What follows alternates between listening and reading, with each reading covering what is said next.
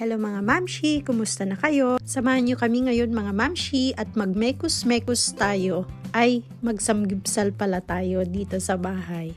Alam niyo naman mga mams na one of our favorite hobby ay kumain. Ay magbanding pala.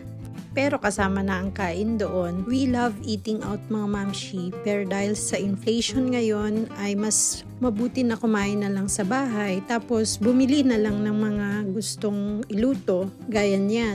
Korean team ang setup namin ngayon mga mamshi, kaya yan samgyup sa bahay ang peg namin. So here we have shrimps, meron tayong karne, salad, pork, beef, broccoli, champignons, mushroom, cucumber, squid, pak choy, may mussels pala. Nabubulol ang mamshi nyo. Different sauces, and of course, meron tayong ramen noodle. This is one perks of having a chef in our home, mga mamshi. Kaya, sa lahat ng mga cravings ng mamshi nyo, ay to the rescue ang aking hobby. Hindi naman halata sa katawan, di ba? Oh, ayan ang Chef Gary nyo.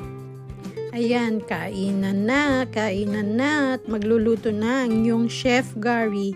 Imekus-mekus mo na insan, bilisan mo insan at gutom na kami insan. Ayan, salamat sa panonood.